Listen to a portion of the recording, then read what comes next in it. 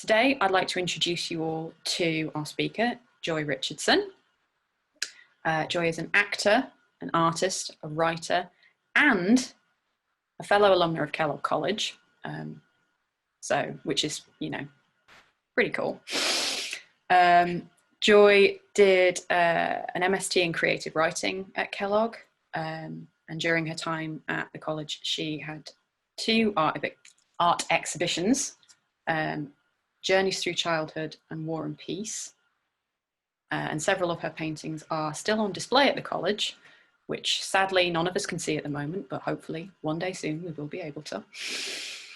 As an actor, she's performed at the Royal National Theatre, Shakespeare's Globe, and on the West End, and with the Royal Shakespeare Company, in productions with Sir Peter Hall, the frankly legendary Dame Judi Dench, and most recently with director Steve McQueen on the miniseries Small Axe, Red, White and Blue, which is being shown on BBC One next month. So keep an eye out for that if you're interested. Joy is also an experienced public speaker who has delivered numerous talks throughout her career on the art of communication and has several creative writing projects in development at the moment. So without further ado, let me introduce you to and welcome the lady herself, Joy Richardson. Thank you, Nicola. Welcome everyone. Hi, I'm really happy to see you all and would like to thank you for joining me today on this talk. What did you say? I came up with the title because throughout my childhood and adult life, sometimes I find myself thinking, what did he say? What did he say? What did she say? And hearing other people saying that. So I thought that would be a good starting point. Just to say that this is a personal journey which I want to share with you because there's thousands of things online about public speaking, posture, the audience, but there's nothing really linking them together. So this is just a little journey, hopefully that there's something that I say that will help you in the near future or maybe years down the line. If one thing does help, I'll be very, very happy. But it's just as a journey that I'm taking this, taking you on today. So when I was planning this talk, I thought, let me ask my family and friends, they're all different ages, what advice would they give to someone who was who's going to do a public speech? And invariably, regardless of age or their profession or their culture, one thing kept on coming up again and again. Take care of your audience. Make them feel that you're glad to be there. And that really surprised me because I thought it would be technical things like speak louder or be relaxed and stand in a certain way. But they started seeing it from the perspective of the audience. So today, that's the way that I'm going to look at it, if that's okay. So my personal journey is from the time I was a child, I had a stammer, a stutter. So I would be talking like this, just trying to get some fluency. So when I had to stand up in class and we'd have to read a passage, not only did my heart rate and my terror just rise as I got stuck on words or just waiting to speak, but I could see my friends as well tensing up and nodding, saying, go on, Joy, go on, Joy. So the pressure was massive. And then also at the drama school, it's amazing how many actors have a stammer. Emily Blunt, Samuel L. Jackson, there are lots of people who are actors who have stammers, but we find a way by practice to accept it. And the way I became semi-fluent, as I'd say, was I did a course at the City Lit Institute in Holborn, and they taught me to understand my stammer and to accept it as part of me and not try to bury it. And that was a huge lesson because I think that is the approach that I use to public speaking now, is that you are who you are and you are unique. What you have to offer, no one else can offer, no matter how fluent they are. And that is your strength, by being you, by just allowing yourself to be frightened or to enjoy it, but to focus on what do you want to say? How do you want to help the audience to understand? And there was a workshop that I did with 3-year-olds in Oxford. And the question I asked was, why do we speak? We could go through our whole life just signing or just miming. And one little girl said, she said, well, if you want to go to the toilet and you don't know where it is, you can ask somebody and then they can show you. And I thought about that, and that was a perfect answer. We release ourselves from isolation because there's something that we want to communicate.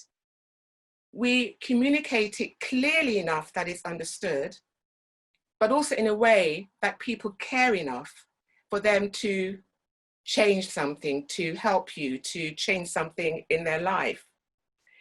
So if we look now at the audience, we start off with the audience's journey.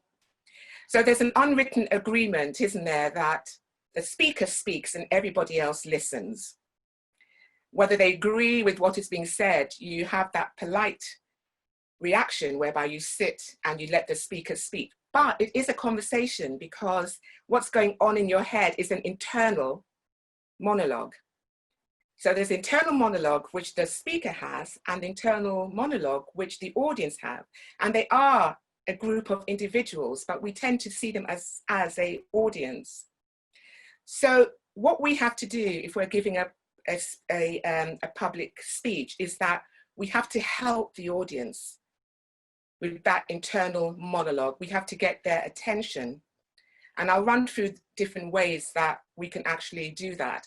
But by helping them, by catching their eye, by pausing, that internal monologue becomes no longer a block to them hearing you and processing the information. There is an organization called the Voice Care Network.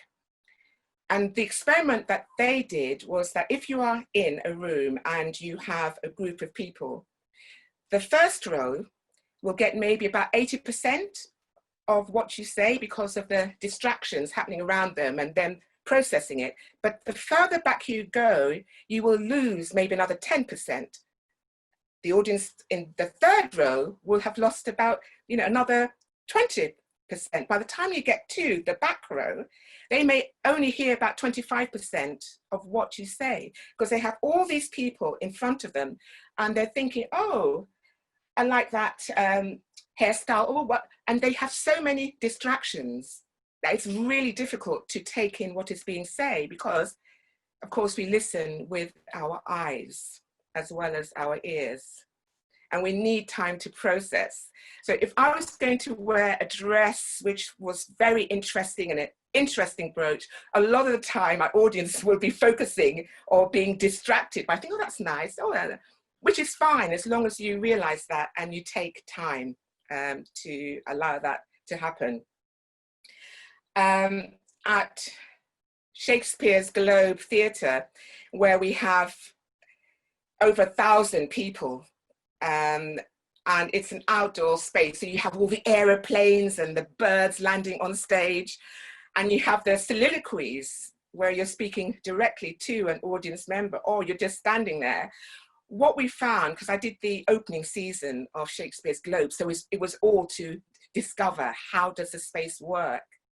How do you communicate with the audience? And what we learned was that if you have a soliloquy and you look at the audience in general or groups of people, nobody really feels contacted. But if you speak a line or a thought to one person, everybody suddenly gets electrified and feel you're speaking to them. First of all, because they know that they could be next, but also because there's that connection that We are the audience and you are the performer. And something magical happens when someone feels seen. And I think the same applies to if you're doing public speaking. If you have your audience and you look at people and address a lot of it to the back row, the energy passes through the front row, the middle row, and right to the back. So everybody feels included. So when you are public speaking, it's the attraction of the front row is not actually helping you. You have to see someone and just catch the eye, and that straight away takes people out of their internal monologue to refocus easily on what you are saying because they feel seen. That's part of taking care of the audience. And if I am sitting inside the audience, and I suppose you might feel the same way too, but when I'm sitting in the audience and I feel that I don't matter, that it's the information the person is imparting which they're focusing on, or they're focusing on the way that they are feeling, I become curious, but I can't concentrate as much as if I feel that I matter and they're speaking to me or they're speaking to another audience member, because there's that connection. And it's all about connection. So the exercises I will do later will be about connecting, and everything will be seen through that lens of connecting. One thing that tends to happen is that I've seen it often where somebody comes up to speak and they apologize. The first thing they do is apologize. They say, I'm sorry, I'm not really the authority on this, or the other speaker couldn't be here, please just take me for now. There's a lot of apology that I see time and time again, and that's to do with confidence. But in fact, it means that the audience have less confidence in you because they start to worry that you were worried. And with the best will in the world, it is very unsettling. Admitting that, okay, you are replacing a speaker is fine, but to say somehow you're not up to it, or excuse me, I am nervous, that is a given. The audience can see that. They know that you're nervous, and the audience is very forgiving. They just want you to care enough about what you're saying and to feel that it's something that they can learn from, that you want to share. So if I'm very nervous, I would say, or you're very nervous, I would say, in every paragraph you're speaking to, put in something that really touches your heart, something that you can hook onto that will anchor you, so that the authenticity of what you're saying and the passion for what you're saying comes across. Even if you're just talking numbers, what is the story of those numbers? What is the heart of it that you're communicating within that paragraph? What does it mean to you that things are shifting, and at this point the numbers are rising? Otherwise it becomes almost like a chant, numbers, numbers, numbers, and it's hard to concentrate on that. But if you maybe use a metaphor, that is very helpful. Say the metaphor, a common metaphor people use is that eagle, the journey of an eagle. Here we're soaring up, and there we take a deep dive down, but here things are leveling out, so it's just easy and we're floating in it. So any metaphor will anchor you as well, because you know what the journey of your speech is, regardless of what the subject matter is. Trust. I think once the audience knows that you care about them, that they are seen, what I found is that a trust builds up, because it becomes one human being to another, although there are many gathered.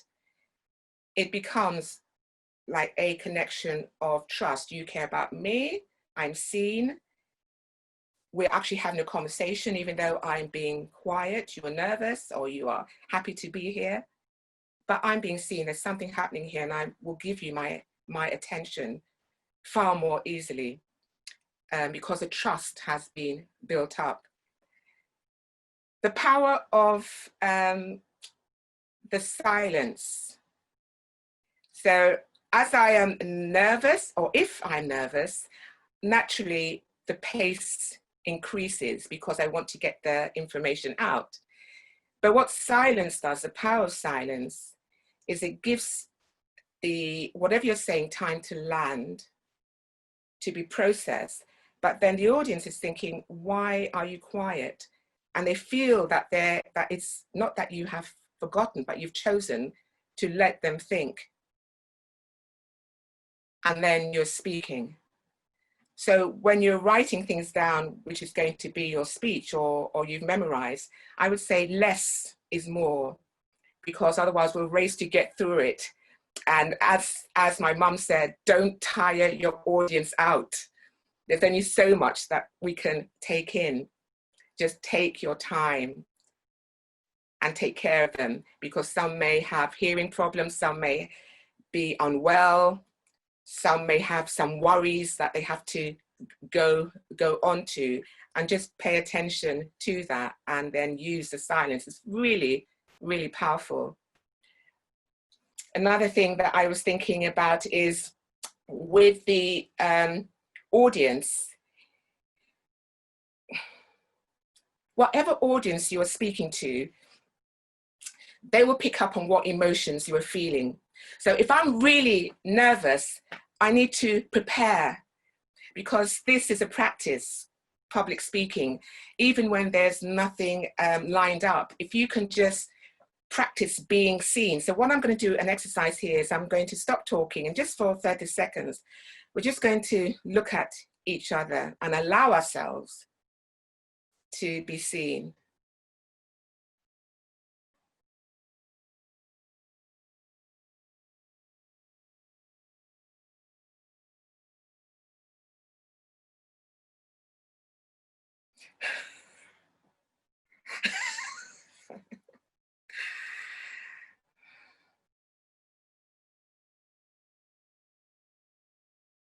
And now if we just wave at each other, just connect, just say that we see each other, hi, just say hello, hello.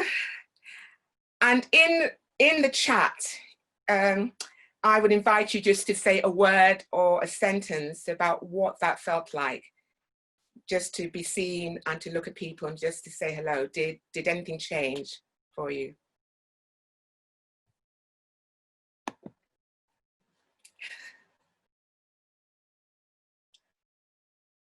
I noticed that it made me smile. It made me laugh. I took time and it was easier to connect. So we've got here, happy to connect with everyone.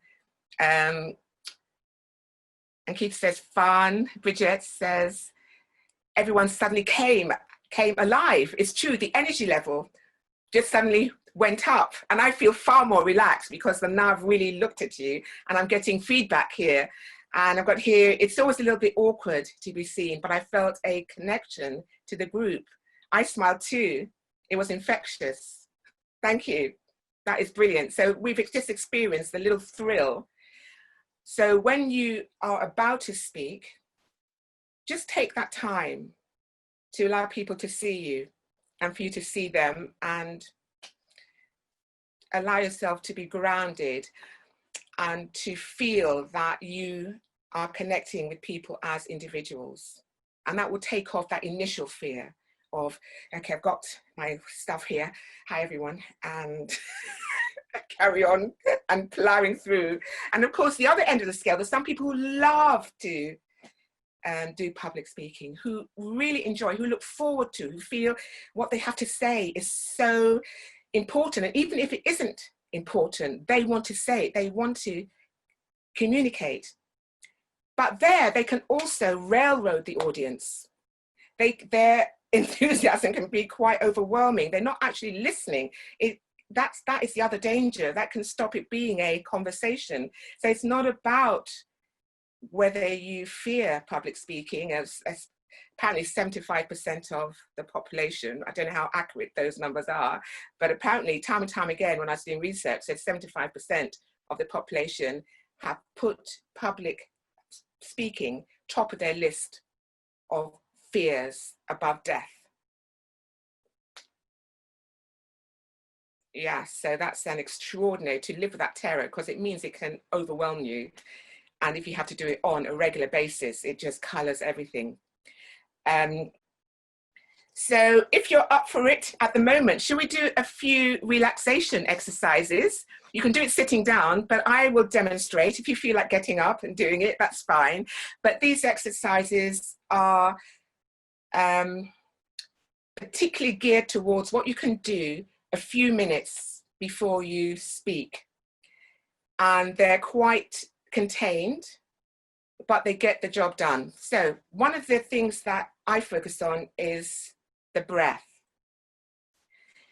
Because when we get nervous or when we have a lot of energy, the first thing we do is only to use part of our lungs.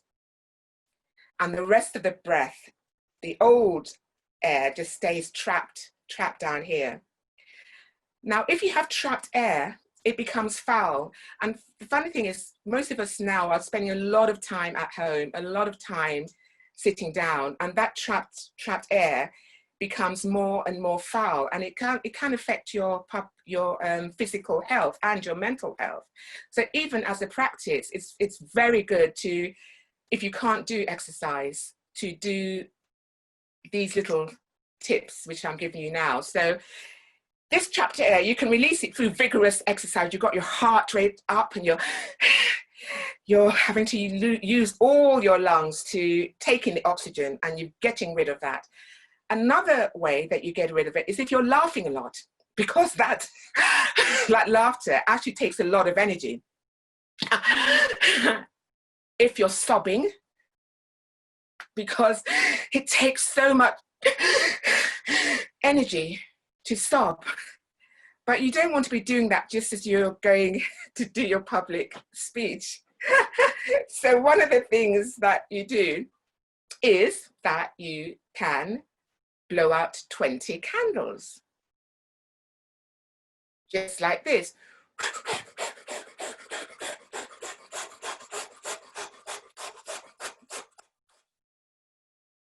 And the focus on a particular thing, your lungs gets rid of that trapped air. Or you can do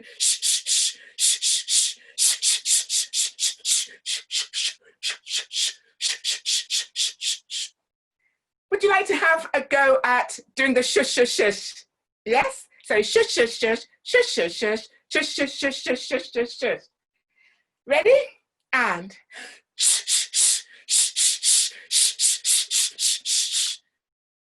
and if you feel dizzy, if ever you feel dizzy, if you hold the palm of your hand right in front of your face and focus, it re-stabilizes and the dizziness goes. That's really useful just to look at it.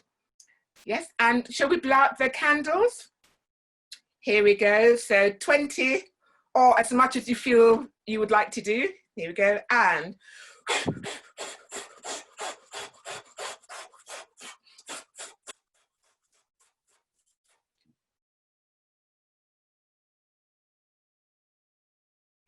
you can chat how differently you feel now to before you did those two exercises. I'll just read out a couple of what comes up. I certainly feel that I've used up a lot of energy, and I feel that we've replenished that energy, but also my spirit has lifted, and I feel like a kind of a strength here. So what do you feel? So yes, it is definitely very invigorating. You feel more relaxed, yes, and more energized and full of fun. Yes, that's so true. And kind of buzzy. So those are two exercises. You only need to do one of them, and you can do it in a quiet place, but that gets you ready and it releases tension. And the third way to get rid of trapped air and to use your whole lungs. This is what we, when I was at Regent's Park Theatre, lots of the actors would stand backstage and they'd put their hands up in the air. And when your arms are up in the air, you have to use your whole lungs because it's suddenly available to you. So if you try just breathing with your hands above your head, can you feel the way your tummy? Okay, just one hand if that is okay, but don't feel that you have to do it, but straight away your rib opens up and your breath drops. And then you just let it go. And you do that 3 times. And you have more breath. Can you feel that? The difference there. Another exercise that is really helpful that wakes up the brain, because you've got your oxygen now, you've got your going, but your brain just needs to be concentrated and fire up. And if you pat your body as much as you can over all the surfaces, your brain is getting so much information all at once that everything's firing inside your brain. You are more alert, and the harder the slap, the more attention the brain pays. And you wake up, and you wake up right down to your toes, because we hold tension in different places. Often we hold it in our hands.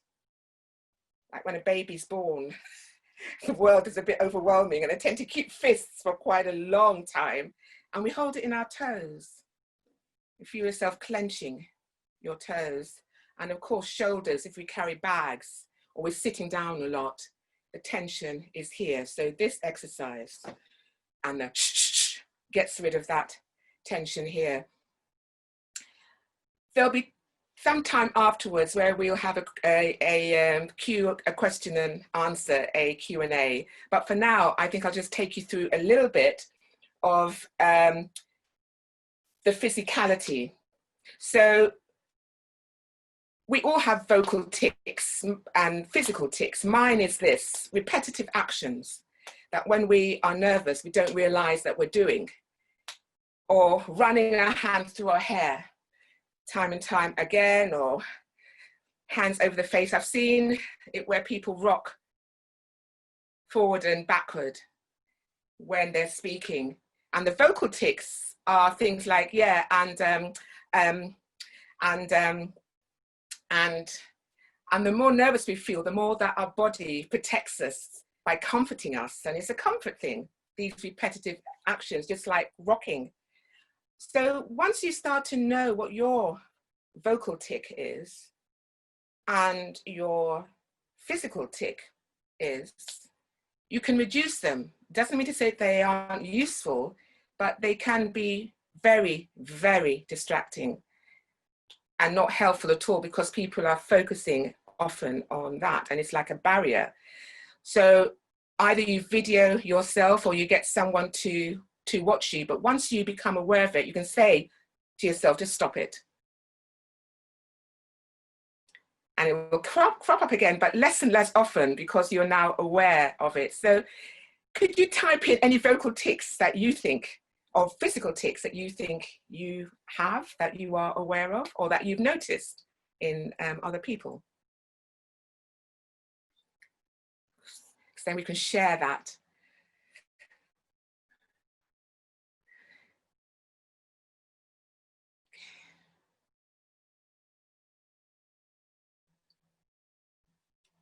You see it with actors as well. There's that sort of scratching head, but you don't see it with newscasters and journalists, because they are trained and it's knocked on the head at a very early stage. It's hard to know, yeah, it's hard to know the whole thing about fidgeting. And it's hard to know your own physical and vocal tics. And this is where it helps if you can get feedback from a trusted family member or friend, or over Zoom or WhatsApp. If you can do a speech, because I'm doing this now, just demonstrating, but I will do it sometimes unconsciously. And before a speech, because I'm not ruling it doing out in my everyday life, but before a speech, I think, okay, this is what I do. Be aware of that. And just let it go, let it go. So try speaking with no gestures at all.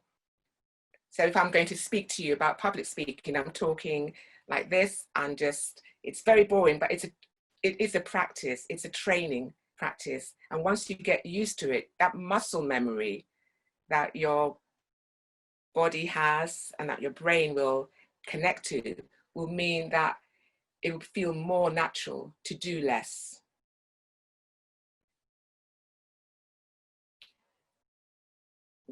As part of the Voice Care Network, they gave some tips which I found really helpful about how to take care of your voice, and things which I found really surprising. One of them is that if you are about to give a speech and you take sugary drinks or anything with caffeine, even if it's herbal tea or alcohol or anything hot, your voice will not function as well as it could. First of all, the alcohol will dry out the voice, the caffeine, and you'll get your voice, like one of the things that can happen when you're very nervous is you get a dry vocal cords, dryness on the vocal cords. So if you can just not take anything with caffeine, any sugary drinks, any very cold drinks, any very hot drinks, if you put them aside and just take things which are just at room temperature an hour before you eliminate drinking any of those things, the range of your voice, your vocal tone, and what you have access to naturally will flow much, much better. Another thing is if you have an infection, like over winter, over summer, you may get a throat infection, a sore throat, you may get maybe a little bit of phlegm there. Of course, you release it there, but we tend to whisper, oh, I'm saving my voice.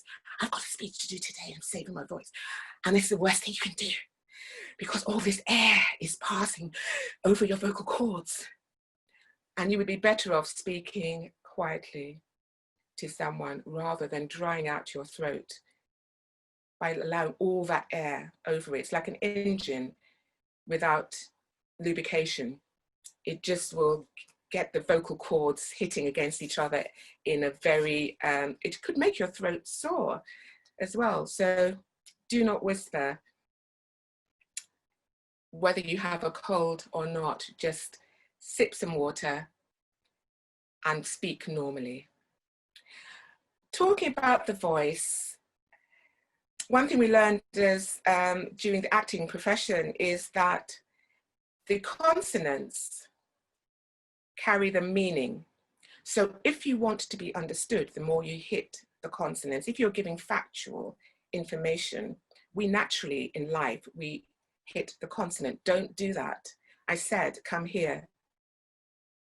Yes, of course, I'm happy to do that. Whereas the vowels carry the emotion. Yes, I know. Oh, I'd love to do that. Don't do that. Straight away, although I'm not feeling anything, the fact that I've opened up the vowels to say, right, I understand. What? We stretch out the vowels. So when you're looking at your speech and you want to emphasize the emotional connection, play with the vowels. These numbers are flying. Not these numbers are flying up. These are flying up. And straight away, people will be able to see it. And there's a part in my introduction when I gave the blurb about public speaking is that we'll be looking at how to make things memorable. If your audience can see the picture that you're painting, either through you using metaphors and simile, you're painting pictures with words. If you get them to see it, these numbers are flying up. We're going to land and we are going to hit that runway. That will stay with them. That message they will hook onto, they'll have a visual image and they will remember the message that you are giving. So if in every paragraph or in your final summary, you can paint a picture which sums up what it is you're saying, the journey of your story, because whatever talk you're giving is a story. It has its drama, it has its beginning, it has its peaks, it has its lows, it has its challenges to be overcome, it has its future. If you can paint a picture that people can see about where that journey is going by using a metaphor, by using similes or storytelling, it will stick because it affects people's hearts, and it's all about the heart connection. So whether it's your material, whether it's connecting to yourself, the audience connecting to you, you connecting to the audience is heart to heart connection. Because as someone who I don't know the person's name, but this is passed around again and again, that people may not remember all of what you say, but your audience and people will always remember the way you make them feel.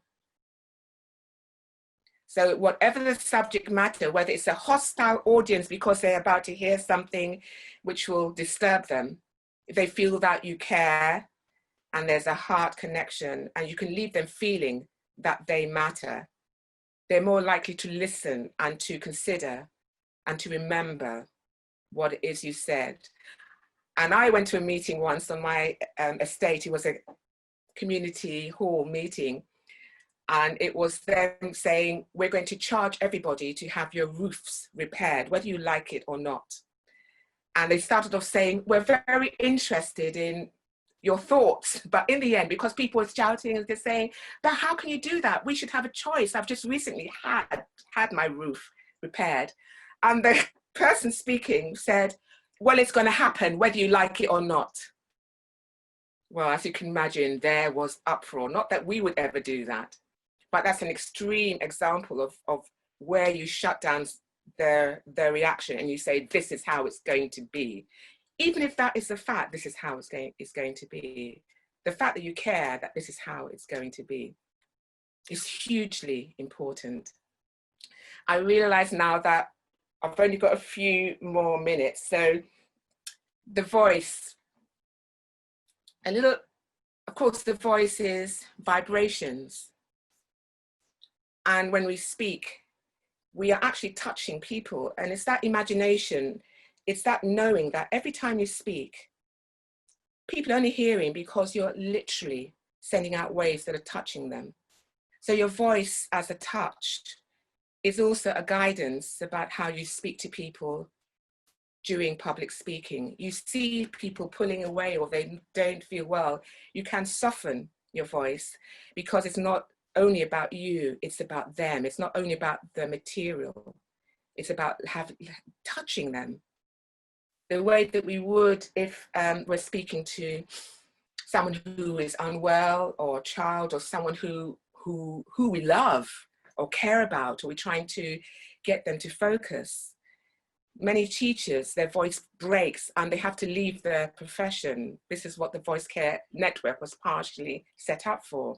Because so many teachers, their voice would break and never recover because the environment they're working in and the way that they use their voice, which they haven't been trained to use their voice in a healthy way, means that they strain it. And the Voice Care Network was saying is, if instead of shouting, if you're trying to reach a child, the more you shout, the less the child will actually hear you. And the more you repeat what it is you're saying, the less people hear. You can repeat 3 times, but after that, we think, okay, I don't want to listen anymore. But if you say, come here, yes, if you hit the consonants, the meaning comes across and you save your voice. I thought that was really interesting. The voice is touch. And if you're shouting, you're just basically hitting that person. That may be useful sometimes, like in training. Come on, come on, come on. But most of the time in public speaking, that is an option where you do say, and yes, and then you speak. But it is a kind of a very strong shove to your audience. The way that music, because our voice is a musical instrument, of course. Humming, but yes. And so to finally wrap up before we go into the questions and answer, yes, we've got here, it's Angela, it's Maya Angelou. Oh, was it? Thank you. That people will always remember, they may not remember what you say, but they will remember the way you made them feel. Thank you for that. How could I forget? Yes. So the final thing is, when it comes, the final message is, you are unique. Nobody thinks like you. feels like you, speaks like you, and that is your strength. So be generous with that gift, with your light, with your experience, because all you have to do really is to realize that this is a practice. You can practice at home, practice these exercises, get yourself into the frame of mind when you know where your tension is, and practice relaxing. So by the time you come to do your public speaking, you know how to efficiently take care of yourself and allow yourself to speak. You don't have to entertain. It's not your responsibility really to entertain the audience. Some people find it happens naturally. But to see someone trying to be entertaining, it makes me anxious. And I'm far more if they listen to them, if they feel that they want to say something which they care about, be it at a private function, wedding, whatever the situation, professional or personal. And then the more you relax, people will just go along with what it is you are feeling. I think at this time, there's a lot of distress that people can be feeling, not seeing each other. So this is where, be it WhatsApp or Zoom, just reach out, allow yourself to just take time just to listen and to connect to yourself rather than feeling that you have to go out and be responsible for the way the other person's feeling, because it can be a conversation of both of you getting anxious. Whereas in fact, you just need to just be you. So trust in yourself, be generous with who you are. Be generous that what you care about, you allow to show through. And if you disagree, you can say, well, let's see where this takes us. Just be authentic. And I wish you all the best. And thank you for joining me. Thank you.